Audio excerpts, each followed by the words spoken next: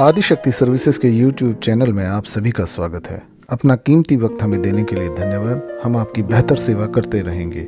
यदि आपको हमारे वीडियोस पसंद आ रहे हैं तो कृपया अपने दोस्तों को इस संबंध में बताएं और उनसे हमारा चैनल सब्सक्राइब करवाएं। दालों के भाव लगातार बढ़ने के बाद पिछले कुछ दिनों से नरम पड़ गए हैं। उड़द को छोड़कर अन्य दालों की कीमतों में स्थिरता या नरमी देखी जा सकती है। इसकी वजह सितंबर महीने से महाराष्ट्र और कर्नाटक के प्रमुख दलहन उत्पादन क्षेत्रों में बारिश फिर शुरू होना है। साथ ही आयात में बढ़ोतरी की उम्मीद से भी दालों के भाव स्थिर होने के संकेत मिल रहे हैं। चना के भाव बीते कुछ सप्ताहों से लगातार बढ़ रहे थे, लेकिन सरकारी स्टॉक से चना बाजार में उतारने के बाद पिछले महीने के अंत में चना के भाव करीब 3% घट चुके हैं। हालांकि बाजार जानकारों को दाल की कीमतों के मामले में अनुकूल परिस्थितियों के लंबे समय तक बने रहने की लेकर आशंका है, क्योंकि अरहर और उड़द की कुल बुआई पिछले साल की तुलना में कम है, जबकि आगे त्योहारी मांग आने वाली है। मांग और आपूर्ति के दबाव में कुछ समय तक दालों के भाव घटते बढ़ते रहेंगे। जहां एक और त्योहारों के कारण मांग बढ़ सकती है, वहीं 3 से 4 लाख टन उड़द व तुअर के आयात और नई फसल की कटाई के कारण आपूर्ति में भी सुधार होने की उम्मीद है।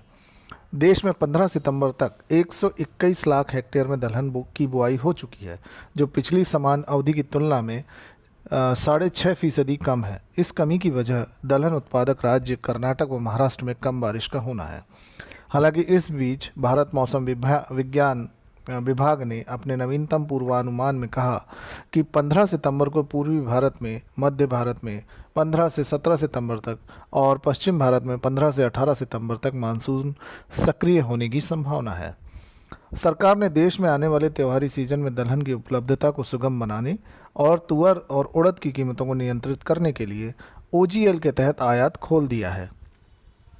तुअर पर स्टॉक लिमिट भी लगा दी है और बीते दिनों में लगातार तुअर की कीमतें काफ़ी ऊंची बनी हुई थी। आने वाले दिनों में मोजाम्बिक से तुअर की खेप निकल सकती है, जिससे धीरे धीरे बाज़ारों में तुअर की उपलब्धता बढ़ने की संभावना है।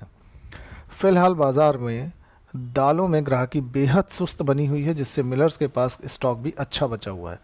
इधर लंबे समय से मंडियां बंद होने के कारण किसानों और स्टॉकिस्टों के पास भी बिना बिका स्टॉक मंडियां खुलते ही बाज़ारों में आने की उम्मीद है। इसके चलते मिलर्स तुअर दाल के दामों में कटौती कर बिकवाली कर रहे हैं।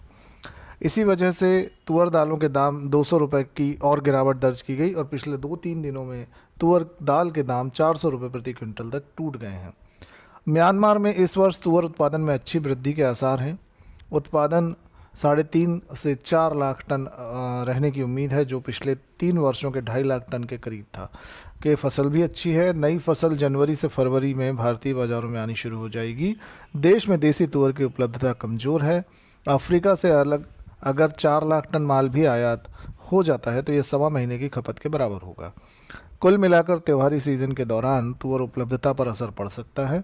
अफ्रीका से तुअर आने के कारण कीमतों में कुछ समय के लिए दबाव बन सकता है। दूसरी ओर चने में भी लेवाली कमज़ोर होने से भावों में नरमी बनी रही और इसी के समर्थन में चना दाल भी 100 रुपये की गिरावट हो गई है। मसूर में भी डिमांड का अभाव रहने से भाव घटाकर बोले गए हैं।